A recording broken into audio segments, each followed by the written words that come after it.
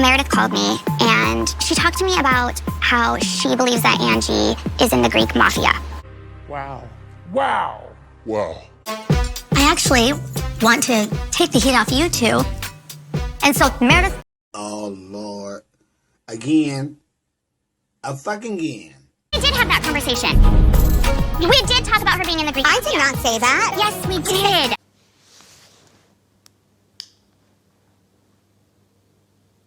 And if one more DM shows up, I will have my cybersecurity team go the distance on it.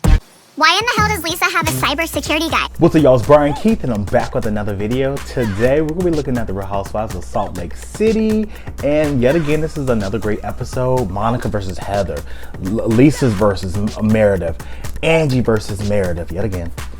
But I'm here for y'all. Like, comment, subscribe, and let's get into the video. Let me check my shit real quick. Hotter than the fire coming out my flaming lips. You wanna play with me? You can't play in me. On the playground, bitch, you can't play with me. Got it, won it, securing the bag. All right, so basically it's Monica's birthday. You know, they're celebrating her birthday in Bermuda. They're all having lunch, getting together. She's basically telling them, like, you know, I'm so happy that we got together and I get to celebrate my birthday with you guys. I never had a birthday like this. I would imagine, because not that many people get flown out to Bermuda for free. But you know, like, shout out to Monica, you know. And I really have never had a birthday like this in my life. It means so much. You guys really have no idea. She's there also because she's supposed to visit her family. And, you know, we find out that that necessarily doesn't happen, you know. The girls go down to the beach. They have good activities down at the beach. But I want to get to this whole social media situation with her mother.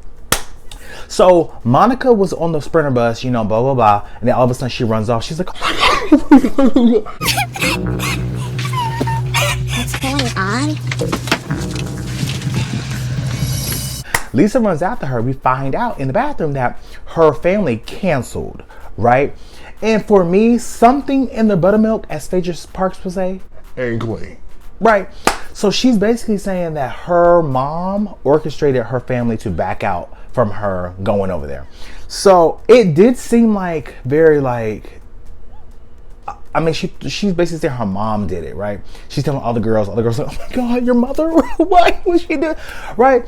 My whole thing is this. There's no concrete proof, evidence that her mother did it in that moment, right? So when she's saying that, she's like, my mom had to have something to do with this. I'm just like, okay, well, how did we know this? I was so excited to see my family, and I was so excited to go through pictures I'd never seen before. I'm not gonna just blame my mama just to blame my mama. She was like, you know, we see like text messages from, you know, her peoples and this and the third, basically saying that they don't feel comfortable filming in their house, which I wouldn't imagine. Like, if it was my grandma and my grandma was like, hey, I'm gonna film at your house, she'd be like, hell no, because her house, she'd be like, look, I gotta get my house clean, I gotta clean, I gotta mop, I gotta do all this, right? So it's like nobody wants to, and I mind you, I don't know how much time they had beforehand. I don't know if it was weeks, months, whatever, I don't know. But they said that everything was cool beforehand, but then when it was happening, they backed out, didn't feel comfortable, which is fine. My whole thing is, could she have met them without the camera? Could she have met them, like, you know, on the side, you know, did that? I feel like she didn't have to have it filmed, but to each his own. She's still crying because she feel like her mother has something to do with it. Her mother went online basically saying that that's not what it was. You're trying to blame my Twitter behavior, but I didn't start going on Twitter and going at you until the show started, which that is true. Like, I didn't know who this woman was from a hole in the wall, the ants to the ground, and the clouds in the sky. So I'm just like, girl, I don't know this woman. So that's basically all of that. She is boohoo crying. So, I mean, her feelings are valid. If she felt like her mama did it, I mean, she felt like her mama did it. Hopefully she can come to some sort of resolution and meet that part of her family. But to me, something is not right. Right? Something's just weird for me. And I'm just still trying to figure this out, right? The whole situation about Angie and the Greek mafia. Meredith called me and she talked to me about how she believes that Angie is in the Greek mafia. My whole thing is with Angie is kind of irritating because, you know, Monica told Angie and Lisa about the whole Greek mafia thing. My whole thing is this. Why are we just taking the word of Monica with no proof?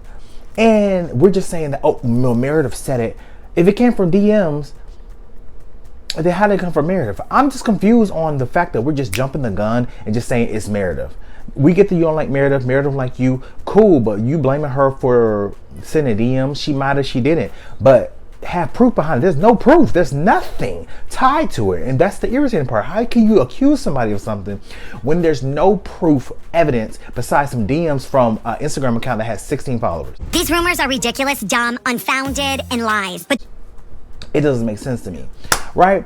But you know, the girls go out for dinner later that night, you know, and they're over here talking, you know, sitting down. They are dressed up as pirates. Monica looks a fool. I said, girl, you shouldn't have did that. You should just kept it cute, be a cute pirate. But you know, please don't commit to the craft. But you know, they all play this game like, when's the last time you had sex, right? sex shamed earlier on the bus. I would just like to ask, when was the last time everybody had sex?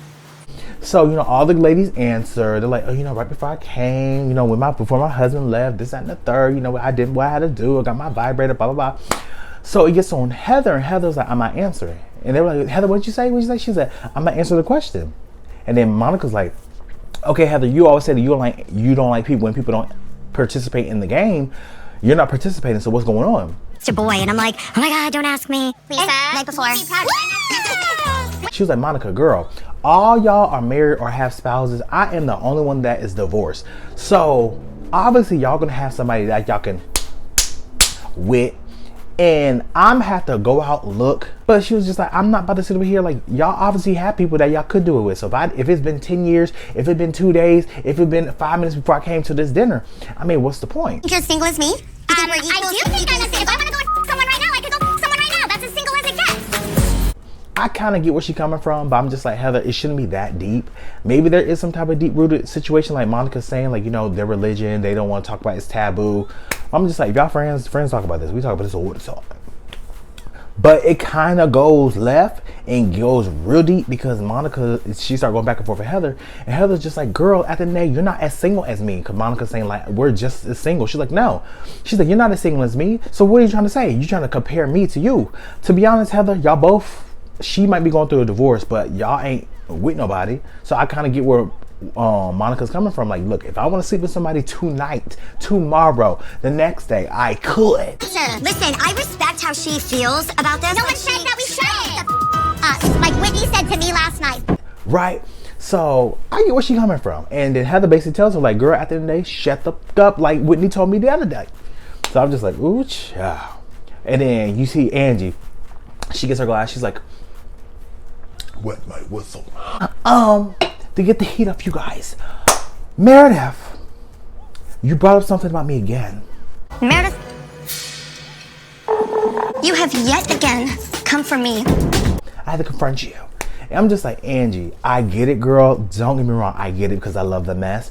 But at some point, you let Monica and them put a battery in your back yet again, and you're looking dumb because You don't know. So she confronts Meredith. She was like, you have basically talked about me and my and spread rumors yet again about my life. And Meredith was like, okay, I didn't do that, but let's hear what do I say? She's like, you're basically accusing me of fraudulent behavior and saying that I was in the Greek mafia. I don't know what. Be quiet. Are referring. I'm about to tell you. Okay, go ahead. Tell me. Gonna wet my whistle. And Meredith was like, I have never did that. I didn't say that.